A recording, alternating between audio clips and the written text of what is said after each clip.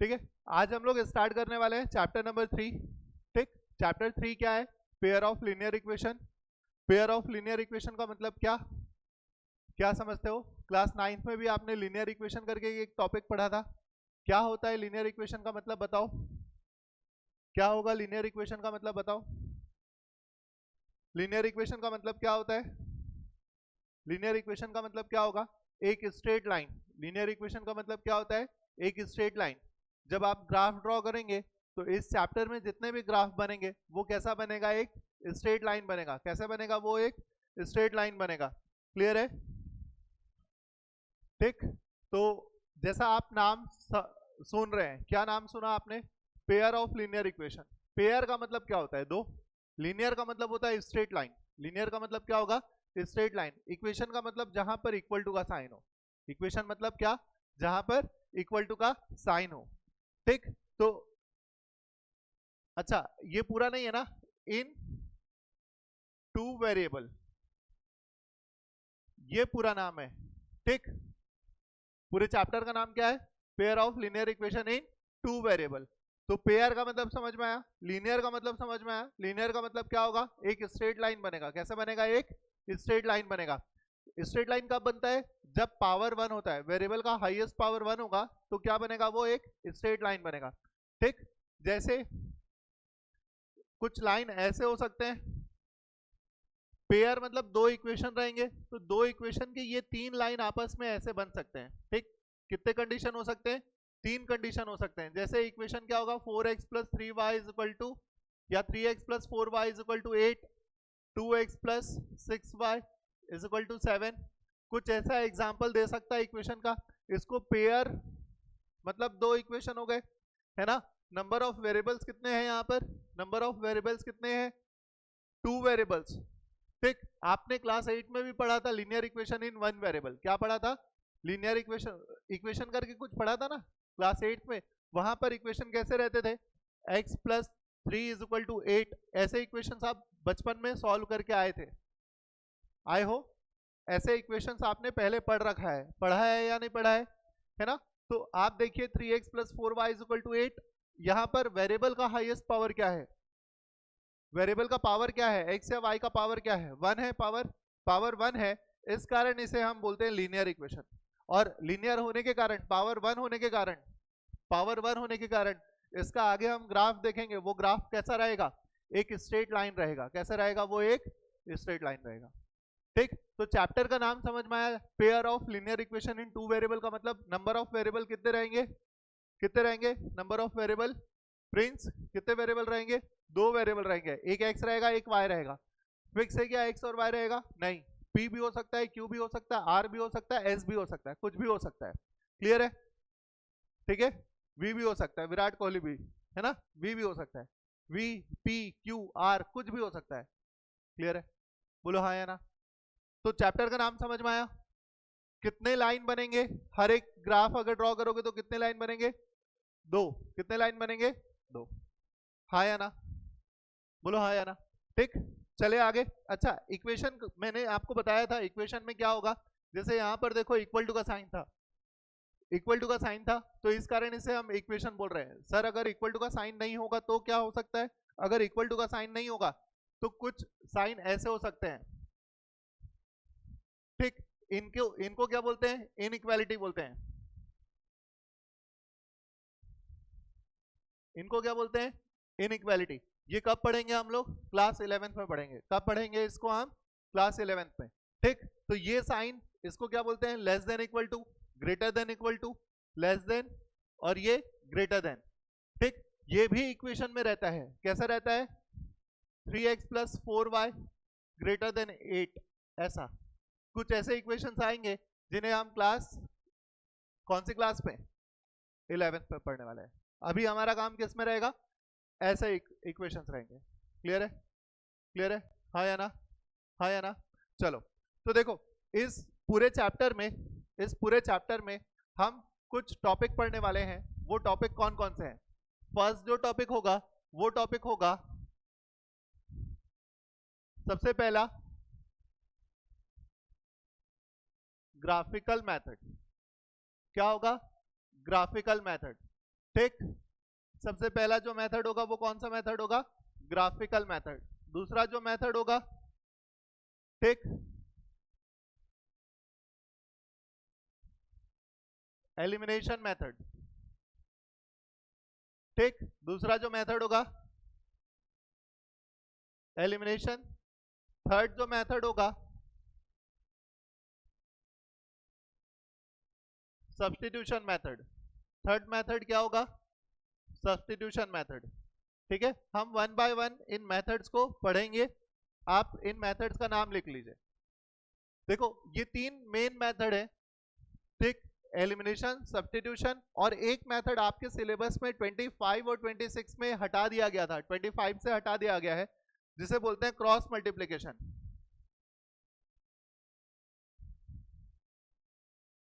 अब ये सिलेबस में नहीं है, ठीक, ये सिलेबस में नहीं है, इससे आपके एग्जाम में क्वेश्चन नहीं आएंगे, बट ये क्वेश्चन मैं आपको कराऊंगा क्लास में। ठीक, क्यों कराएंगे हम लोग? क्योंकि अगर आप 11th या 12th में आप 3D करके एक चैप्टर आता है जहां पर इसका यूज होने वाला है, ठीक है, किसका? Cross multiplication. तो ये मेथड इंपॉर्टेंट है, आप लोग पढ़ना, मैं पढ़ा दूंगा। और एक लास्ट, ये मेथड ऐसा नाम है नहीं, पर इसे हम बोलते हैं 1/p 1/q मेथड। ठीक, ये ऐसा कोई नाम का मेथड नहीं है, आपके सिलेबस में ऐसा कोई नाम का मेथड नहीं है, आपके सिलेबस में ऐसा नाम का कोई मेथड है नहीं। ठीक, इसे मैंने नाम दिया 1/p 1/q मेथड। क्यों ऐसा सर, क्यों आपने ऐसा नाम दिया? आगे चल के मैं इसमें आपको डिटेल से समझाऊंगा। जैसे अभी आपने क्वेश्चन देखा, ये एक इक्वेशन देखा था, इस इक्वेशन में वेरिएबल कहां पर है? इस इक्वेशन में वेरिएबल कहां पर है? ऊपर में है, 3x + 4y लिखा है ना। पर वो जो 1/p 1/q मेथड मैंने नाम दिया, ये ऐसा आपको नाम से नहीं मिलेगा। हम सिर्फ तीन मेथड पढ़ेंगे स्कूल में, जो आपको पढ़ाया जाएगा, ग्राफिकल मेथड, एलिमिनेशन मेथड और सब्स्टिट्यूशन मेथड। और लास्ट हम बोल सकते हैं, अगर इसको कुछ टॉपिक का नाम दे तो एक लास्ट टॉपिक वर्ड प्रॉब्लम। ठीक, सबसे इंपॉर्टेंट कौन सा? Word problem. क्लियर है ये चीज? बोलो हाँ या ना। कितने टॉपिक्स हम पढ़ने वाले हैं? ये 6 टॉपिक पढ़ेंगे। पर आपके एनसीईआरटी में कितने टॉपिक दिया है? पहला ग्राफिकल मेथड दिया है, दूसरा एलिमिनेशन दिया है और तीसरा सब्स्टिट्यूशन दिया है। क्लियर है ये चीज? क्लियर है ये? ठीक, अब इसमें हम क्या करने वाले हैं? 1/p 1/q के बारे में मैं तुम लोग को बता रहा था। तो इस मेथड का नाम ऐसा 1/p 1/q क्यों रखा मैंने? तो क्वेश्चन इसका कैसा रहेगा बेटा? इसका क्वेश्चन है ऐसा रहेगा, 2/x + 3/y = 7। दूसरा इक्वेशन 8/x - 3/y = 8। ये ऐसा कुछ रहेगा। इसमें वेरिएबल कहाँ रहेंगे? वेरिएबल कहाँ है? नीचे है, डिनोमिनेटर में है। वेरिएबल कहाँ है? डिनोमिनेटर में है। डिनोमिनेटर में होने के कारण इसे हम क्या बोल रहे हैं? 1/p 1/q method. क्लियर है? हाँ या ना? चलो ये नोट डाउन कर लो इतना। इस सेशन में हम ऑनलाइन क्लास भी स्टार्ट करने वाले हैं, और मैथ्स की ऑनलाइन क्लास हफ्ते में 3 से 4 दिन रहने वाली है, जिसमें आपको 1 आवर की क्लास मिलेगी। और ये जो क्लास होगी बहुत नॉमिनल प्राइस में मिलेगी। तो आप अपने दोस्तों से, सारे दोस्तों से ये चीज़ शेयर करना, ठीक है? हाँ या ना? तो हर कोई ऑनलाइन क्लास ज्वाइन कर सकता है। अच्छा, हमारी क्लास और इतने सारे ऑनलाइन प्लेटफॉर्म्स में जो क्लास होते हैं, बड़े बड़े जो ट्यूटर पढ़ा रहे हैं, दोनों में क्या डिफरेंस रहेगा? तो हमारी क्लास का डिफरेंस ये रहेगा, हम जो क्लास लेंगे वो गूगल मीट में लेंगे, जहां पर लिमिटेड बच्चे रहेंगे और आप डायरेक्टली हमसे क्वेश्चन पूछ सकते हैं। जैसे हम बात करते हैं फोन पे, वैसा ही आप अपने क्वेश्चंस मुझसे पूछ सकते हैं। तो ये डिफरेंस रहेगा। बाकी जो क्लासेस में बहुत सारे मिलियंस ऑफ क्या रहते हैं, स्टूडेंट्स रहते हैं, तो आप अपने डाउट्स वहाँ चैट में पूछते हैं और चैट दूसरे वे में चला जाता है, कोई टीचर आपके डाउट्स वहाँ पर क्लियर नहीं कर पाएगा। बट जो हम ऑनलाइन क्लास लेंगे उसमें जो डाउट रहेगा आप डायरेक्टली मुझसे पूछेंगे और मैं विद इन सेकेंड या कुछ मिनट्स में आपके डाउट्स क्लियर कर दूंगा। क्लियर है? हाँ या ना? ठीक है, चलो अब जो हम लोग टॉपिक देखने वाले हैं, कौन सा टॉपिक देखते हैं? Graphical method. आप लोग अगर ग्राफ नहीं लाए हो तो अभी जैसा भी कॉपी में जो ग्राफ बना सकते हो टेंटेटिव वैसा बना लेना, ठीक है? स्टार्ट करते हैं हम लोग। सबसे पहला मेथड ग्राफिकल मेथड। अभी हाफ ईयरली में आपके सिलेबस में अगर ये चैप्टर आएगा तो आई एम श्योर ये 5 मार्क्स का आने वाला है। कितने नंबर का आने वाला है? 5 मार्क्स का आने वाला है। कितने मार्क्स का आने वाला है? 5 मार्क्स का। ठीक है, तो चलो एक क्वेश्चन से स्टार्ट करते हैं, ग्राफिकल मेथड। चलो लिखो, क्वेश्चन 1 लिखते हैं। ठीक है, ये आर डी शर्मा का फर्स्ट क्वेश्चन है ना। अब देखो, इस क्वेश्चन में सबसे पहले आपको क्या करना है, हर एक इक्वेशन को सॉल्व करना है। जैसे मैंने बताया 2 इक्वेशन है, तो पहले इक्वेशन से कितना बोलना चाहिए लाइन बनेगा? पहले इक्वेशन से कितनी लाइन बनेगी? 1 लाइन बनेगी। दूसरे इक्वेशन से कितनी लाइन बनेगी? 2 लाइन बनेगी। तो कुल मिला के 2 लाइन बनेगी। और वो दोनों लाइन कैसे हो सकती हैं? वो दोनों लाइन, कंडीशंस मैंने बताया था, वो दोनों लाइन कैसे हो सकती हैं? 2 लाइन आपस में इस तरह से रह सकते हैं, इसे बोलेंगे पैरेलल। इसे क्या बोलेंगे? पैरेलल। 2 लाइन आपस में कितने तरीके से हो सकती है? तो 3 तरीके से हो सकती है। पहला पैरेलल, ठीक। दूसरा जो रहेगा उसको आप बोलेंगे कोइंसिडेंट। क्या बोलेंगे उससे? कोइंसिडेंट। क्या बोलेंगे उसको? कोइंसिडेंट। कोइंसिडेंट का मतलब एक लाइन के ऊपर दूसरी लाइन लाई करेगी, एक लाइन उसके ऊपर दूसरी लाइन क्या करेगी? लाई करेगी। ठीक, इसे क्या बोलेंगे?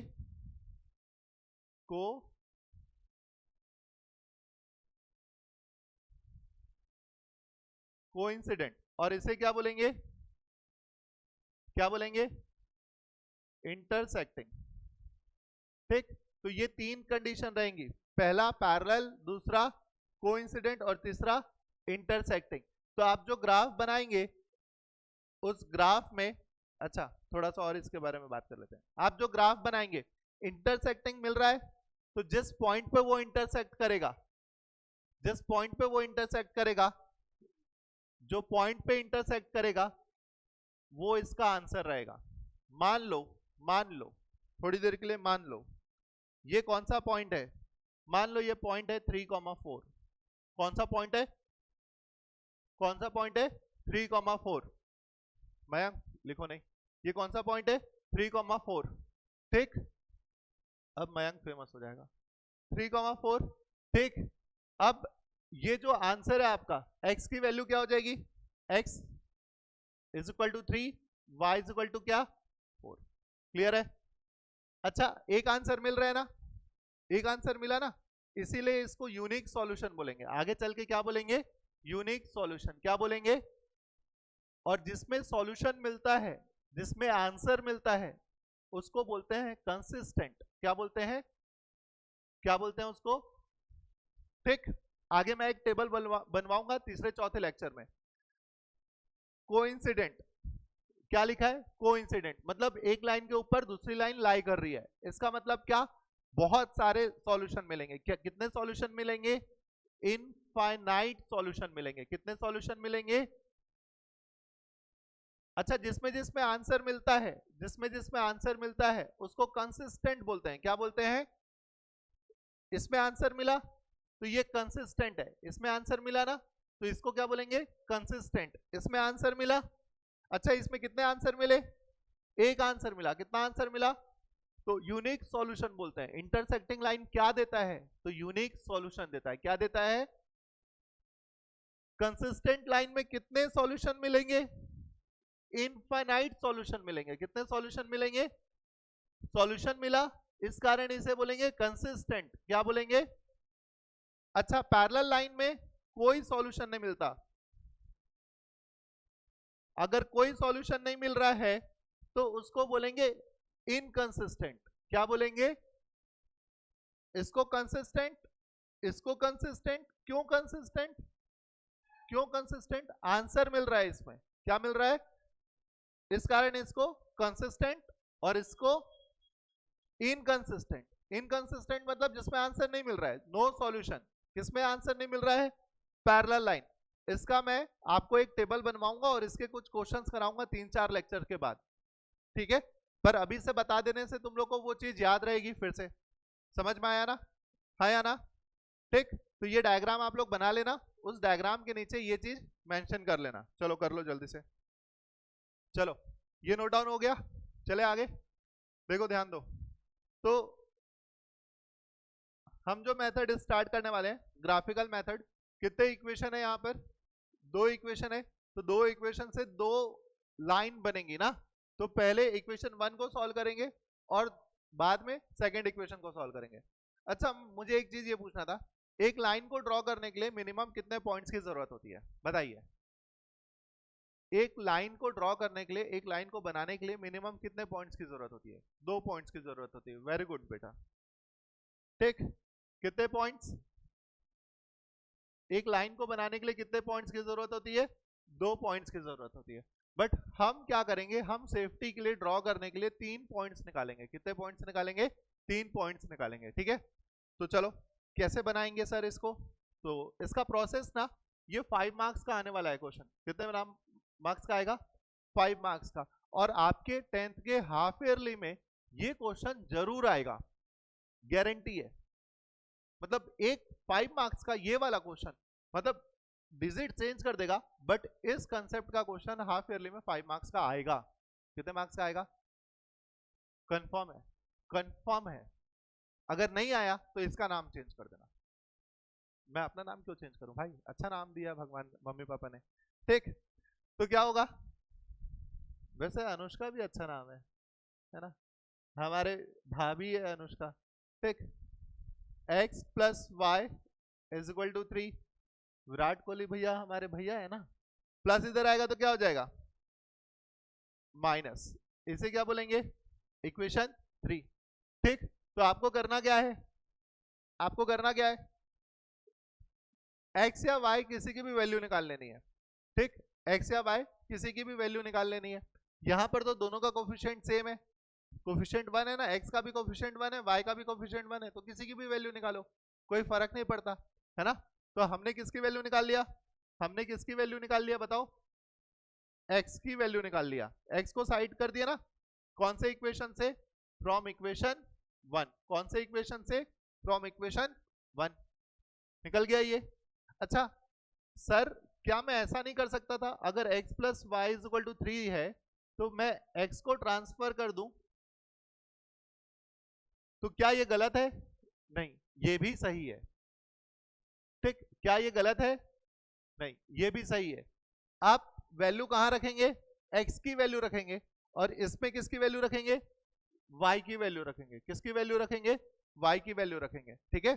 तो मैं इससे बना रहा हूं जो हमने पहले लिखा था,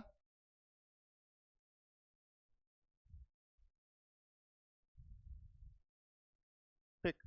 अब मैं क्या करूंगा? y की छोटी छोटी वैल्यू रखूंगा राइट साइड में। तो क्या लिखूंगा? Put y is equal to 0 in equation 3 we get. बेटा ये जो मैं इंग्लिश में लिख रहा हूं ना, ये आपको स्टेटमेंट लिखना पड़ेगा वहां पर। अगर आप स्टेटमेंट नहीं लिखेंगे तो हो सकता है एग्जामिनर आपके मार्क्स हाफ मार्क्स कट कर दे, ठीक है। तो बताओ y की वैल्यू मैं क्या रख रहा हूं? 0। तो क्या मिलेगा? ये x is equal to 3 minus 0। तो फाइनल आंसर x की वैल्यू क्या मिल गई? x की वैल्यू क्या मिल गई? 3। x की वैल्यू क्या मिल गई? 3। तो अब मैं क्या करूंगा? एक पॉइंट बना लूंगा, so the point P। So the point P, पहला पॉइंट मिल रहा है इसलिए उसका नाम P रख दिया, दूसरा पॉइंट मिलेगा तो Q रखूंगा, और लास्ट वाला मिलेगा तो R रखूंगा। अगर किसी पॉइंट को लिखते हैं कोऑर्डिनेट्स में, अगर किसी पॉइंट को लिखते हैं कोऑर्डिनेट्स में, तो पहले x लिखाता है, फिर y लिखाता है, पहले x लिखाता है, फिर, तो x की वैल्यू क्या है? x की वैल्यू क्या है? 3। सर y की वैल्यू क्या है? y की वैल्यू हमने क्या रखा था? y की वैल्यू क्या रखा था? 0। तो ये जो वैल्यू है ये आप अपने मन से रखेंगे, जो भी राइट साइड में रहेगा, जो भी राइट साइड में रहेगा वेरिएबल, उसकी वैल्यू आप अपने मन से रखेंगे। एक बार आपने 0 रखा,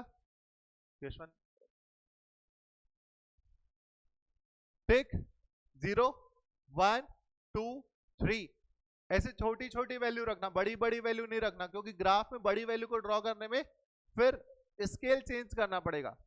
क्लियर है? हाँ या ना? तो छोटी छोटी वैल्यू को रखना। तो P निकल गया, एक पॉइंट निकल गया, एक बार वैल्यू रखा तो एक पॉइंट निकला। वैसे कितनी वैल्यू चाहिए हमको, कितने पॉइंट चाहिए हमको? 3। तो y की वैल्यू में अब अगले स्टेप में क्या रखने वाला हूं, बताओ क्या रखूं? 0 के बाद दूसरी छोटी वैल्यू क्या रख दूं? 1 रख दूं। Put y is equal to 1 in equation, कौन से इक्वेशन में रख रहा हूं बेटा?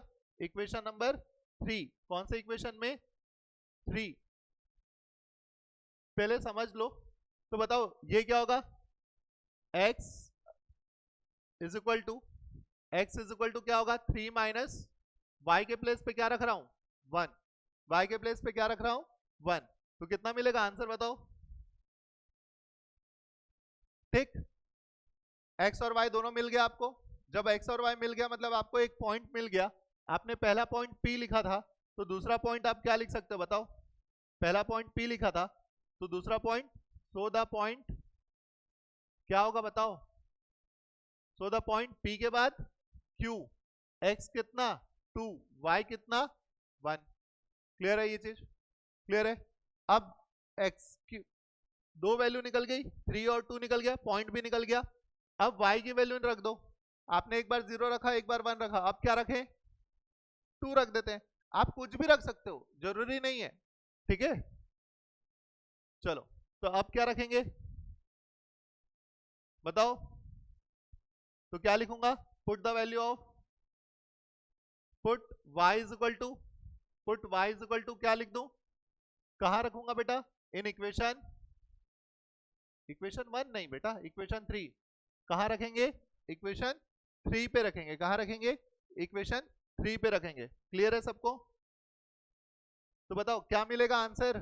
x is equal to 3 minus bracket में y की वैल्यू 2, तो x इज इक्वल टू कितना मिल गया? 1। तो बताओ प्रिंस, पॉइंट क्या बनेगा? P Q, Q के बाद R। ठीक, तो क्या लिखेंगे? So the point R, R क्या लिखाएगा? 3,1। समझ में आया? ये सारे पॉइंट्स मिल गए आपको। चलो नोट डाउन करो इसको। फर्स्ट इक्वेशन सॉल्व हो गया। सेकंड इक्वेशन कैसे सॉल्व किया आप लोगों ने बताओ? सेकंड इक्वेशन कैसे सॉल्व किया? कोई सॉल्व किया बताओ सेकंड इक्वेशन? कितना आया इसका आंसर? कोई पॉइंट निकाला क्या सेकंड इक्वेशन से? पॉइंट्स? अच्छा, पहले इक्वेशन से जो पॉइंट्स मिले थे ना, उससे एक टेबल बना लेना। ठीक, इस इक्वेशन से एक टेबल बना लेना। कितने पॉइंट्स मिले थे बेटा आपको? कितने पॉइंट्स मिले थे? 3 पॉइंट्स मिले ना? 3 पॉइंट्स मिले, तो टेबल फॉर इक्वेशन 1 करके एक बना लेना। क्या बना लेना? Table, table for equation 1। क्या क्या पॉइंट मिला था बेटा बताओ तो? क्या क्या पॉइंट मिला था? ये टेबल बनाना कंपलसरी है ना, ये टेबल बनाना। P Q और R, X Y। P क्या मिला था? 3,0। बोलो Q क्या मिला था? 2,1, 2,1। और R क्या मिला था? 3,1। इस टेबल से देख के डायरेक्ट हम आंसर करेंगे। जो ग्राफ बनाएंगे किससे बनाएंगे? इस टेबल से देख के बनाएंगे। तो इक्वेशन 1 के लिए टेबल बन गया। अब वैसे ही सॉल्व करेंगे इक्वेशन 2 को, और उसके लिए फिर से टेबल बनाएंगे। तो क्या लिखें बताओ? कौन सा इक्वेशन था ये? इक्वेशन 2। तो मैं क्या लिखूंगा? फ्रॉम इक्वेशन 2, इक्वेशन 2 से मैं किसकी वैल्यू फाइंड आउट करने जा रहा हूं? x की वैल्यू फाइंड आउट करने जा रहा हूं। किसकी वैल्यू? माइनस साइड ट्रांसफर होगा तो क्या लिखाएगा ये बताओ? प्लस लिखाएगा। ये मल्टीप्लाई में है, इधर आके क्या हो जाएगा? और इसे मैं क्या बोलूंगा? Equation number 4। क्या बोलूंगा मैं? Equation number 4। अब ये याद रखना, जब आप इन पॉइंट्स को रखोगे, क्या याद रखोगे? जब इन पॉइंट्स को रखोगे तो आप ग्राफ में डिवाइड बाय 3 है ना बेटा, तो डिवाइड बाय 3 है, इसका मतलब क्या? ऐसे वैल्यूज रखना जिससे डिवाइड करने के बाद होल नंबर मिले। क्या मिले? Whole number. कभी ऐसा नहीं मिल जाए 2/3, 2/3 को सॉल्व करोगे तो 0.666। सर मुझे डिवीजन आता है। भाई डिवीजन से मतलब नहीं है। जब आप ग्राफ में प्लॉट करोगे, ग्राफ कैसा रहता है तुम्हारा? ऐसा रहेगा, पतली पतली ऐसे लाइंस होती है ना? तो आप बताओ 0.66 या 2.66 प्लॉट करने में बहुत दिक्कत होगा ना। होल नंबर्स को प्लॉट करना आसान होता है। तो जब ऐसे फ्रैक्शन में नंबर आ जाए तो डायरेक्ट कोई भी रैंडम वैल्यू उठा के मत डाल देना। जैसे मैंने इसके पहले कोई भी वैल्यू डाल दिया था ना, 0 डाल दिया था, 0 डाल दिया था, 1 डाल दिया था, 2 डाल दिया था ना, कुछ भी वैल्यू रख रहा था, पर अब नहीं रखना है। कब नहीं रखना है बताओ, कब नहीं रखना है बताओ, कब नहीं रखना है बताओ? जब भी कोई ऐसा, जब भी कोई ऐसा इक्वेशन आ जाए जिसमें डिवाइड में कोई नंबर रहे, तो मुझे वैल्यूज को सोच समझ के रखना पड़ेगा। किसकी वैल्यू रखूंगा बेटा मैं? y की वैल्यू रखूंगा। किसकी वैल्यू रखूंगा मैं? y की वैल्यू। एक बार ट्रायल कर लेते हैं, एक बार ट्रायल कर लेते हैं, ठीक, एक बार ट्रायल कर लेते हैं।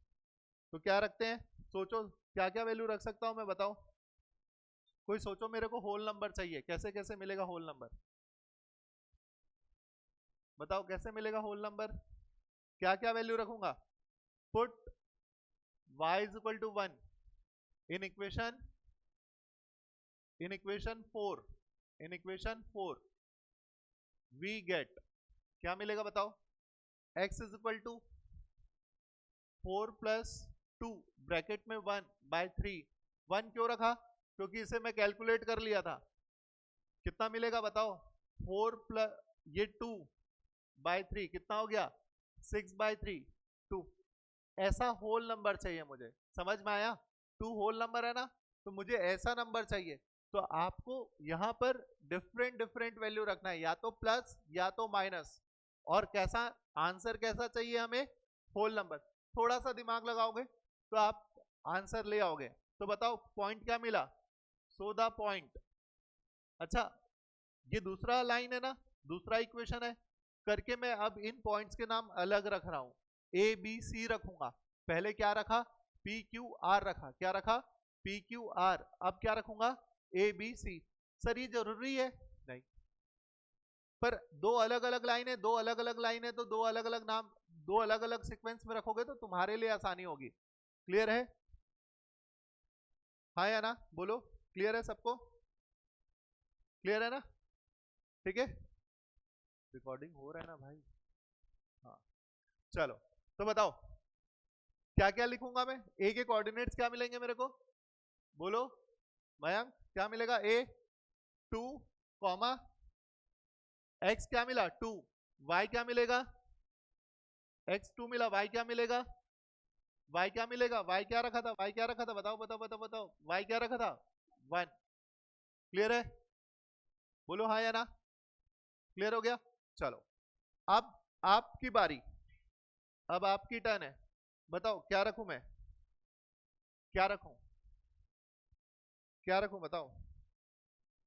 2 रखूंगा तो क्या आंसर मिलेगा बताओ? इस y के प्लेस पे 2 रख दूंगा तो ये 4 और 4 कितना हो जाएगा? 8।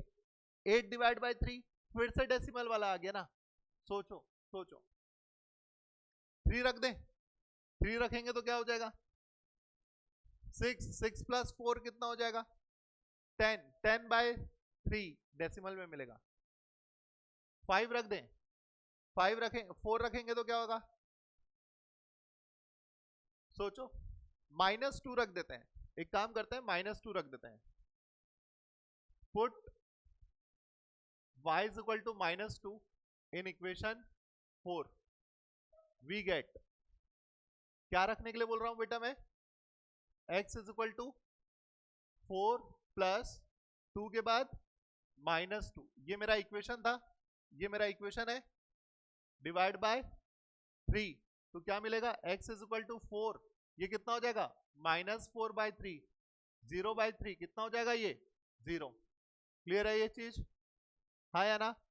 0 होल नंबर है, 0 होल नंबर है, तो क्या लिख सकते हैं? So the point. क्या पॉइंट मिला बेटा? ए के बाद दूसरा पॉइंट क्या होता है? ए के बाद दूसरा अल्फाबेट क्या होगा? बी। एक्स की वैल्यू क्या थी? एक्स की वैल्यू क्या थी? एक्स की वैल्यू क्या आई? 0। एक्स 0 आया। वाई क्या रखा था? वाई क्या रखा था? -2। क्लियर है सबको? क्लियर है सबको? फिर फिर से ट्राई करते हैं। एक और पॉइंट चाहिए ना हमें, कितना पॉइंट चाहिए? एक और लास्ट पॉइंट। तो बताओ अब आपकी बारी है, आप बताओगे, आप लोग सोचोगे क्या रखूं? Put y is equal to blank in equation 4 we get, बोलो क्या रखूं?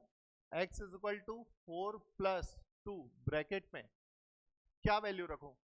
मुझे होल नंबर चाहिए। सोचो, अरे ट्रायल करो, 1 रखो, 2 रखो, 3 रखो, 4 रखो, 5 रखो, 6 रखो, कोई ना कोई एक ऐसा नंबर तो होगा जो कट जाएगा। सोचो, सोचो, आपकी टर्न है ये, सोचिए। ठीक है, तो क्या 7 रख सकता हूं मैं? 7 रखूंगा क्या? 7 से छोटा नंबर रख लेता हूं। क्या रख लूं बताओ? क्या रख लूं इसमें? 4 रख लेते हैं, चलो 4 रख लेते हैं यहां पर। 4, ये 4 तो कितना हो जाएगा बेटा? x is equal to 12/3। कितना हो जाएगा ये? कितना हो जाएगा? 4। तो मैं क्या लिखूंगा? सो द पॉइंट बी के बाद कौन सा पॉइंट आता है? सी। सो द पॉइंट सी, है ना? कितना मिला इसका कोऑर्डिनेट? x कितना मिला? 4, कॉमा y कितना था? 4। ठीक है, तीनों पॉइंट्स निकल गए। ए बी सी निकाल लिया, किसके लिए? इक्वेशन 2 के लिए। किसके लिए? इक्वेशन 2 के लिए। अब आपको टेबल बनाना पड़ेगा। ठीक, अब आपको टेबल बनाना पड़ेगा। चलो पहले ये नोट डाउन कर लो, चलो फास्ट।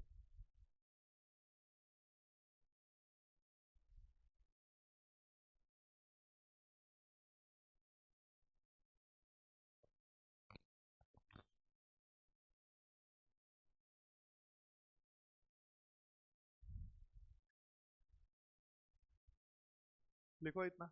अच्छा, इसके बगल वाला नहीं लिखा था क्या? इसके बगल वाला लिखा था क्या, ये वाला? ये लिख लिया था?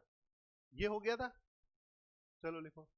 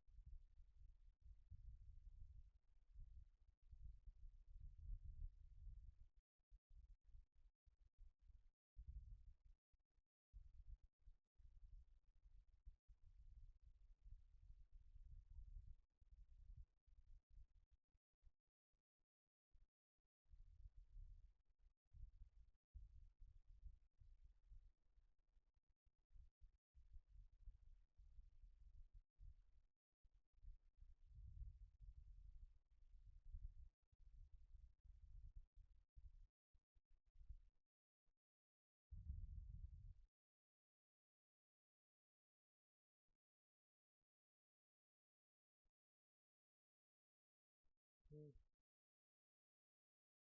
किसको? हम्म,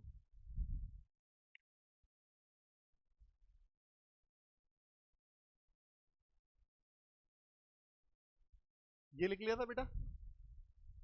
ये वाला हो गया था? हाँ, वो वाला कॉलम बाकी था।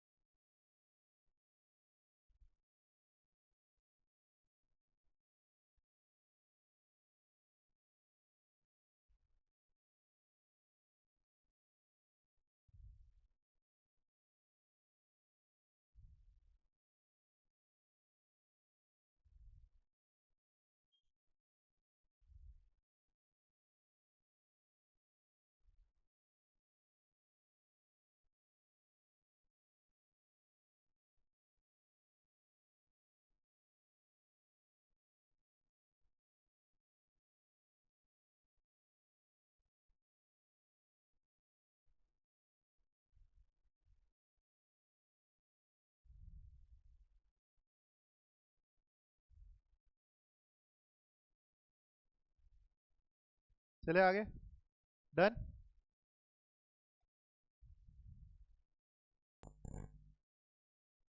होमवर्क लिख लो तुम लोग।